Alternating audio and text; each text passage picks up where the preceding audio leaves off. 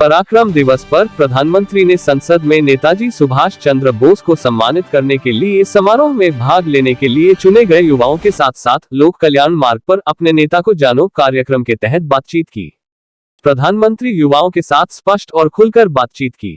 प्रधानमंत्री ने नेताजी सुभाष चंद्र बोस के जीवन के विभिन्न पहलुओं और उनसे हम क्या सीख सकते हैं, इस पर चर्चा की। प्रधानमंत्री ने युवाओं को सलाह दी कि वे अपने जीवन में किस प्रकार की चुनौतियों का सामना करते हैं और उन्होंने इन चुनौतियों से कैसे पार पाया, यह जानने के लिए ऐतिहासिक हस्तियों की जीवनी पढ़ें। प्रधानमंत्री से मिलने और संसद के सेंट्रल हॉल में बैठने का अनूठा अवसर मिलने पर युवाओं ने अपने उत्साह से अवगत कराया। प्रधानमंत्री श्री नरेंद्र मोदी ने आज संसद के सेंट्रल हॉल में नेताजी सुभाष चंद्र बोस के सम्मान समारोह में भाग लेने के लिए चुने गए युवाओं के साथ अपने नेता को जानो कार्यक्रम के तहत बातचीत की। यह बातचीत उनके आवास साथ लोक कल्याण मार्ग पर हुई। प्रधानमंत्री ने युवाओं के साथ स्पष्ट रूप से और खुलकर बातचीत की। उन्होंने नेताजी सुभाष चंद्र बोस के जीवन के विभिन्न पहलुओं पर चर्चा की और हम उनसे क्या सीख सकते हैं। उन्होंने यह भी सुझाव दिया कि उन्हें अपने जीवन में किस तरह की चुनौतियों का सामना करना पड़ा और उन्होंने इन चुनौतियों से कैसे पार पाया, यह जानने के लिए उन्हें ऐतिहासिक हस्तियों की जीवनी पढ़ने की कोशिश करनी चाहिए।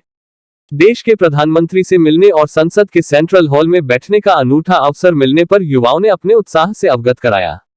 उन्होंने कहा कि इस कार्यक्रम में देश के कोने कोने से इतने सारे लोगों के आने से उन्हें यह भी समझने का मौका मिला है कि विविधता में एकता क्या होती है।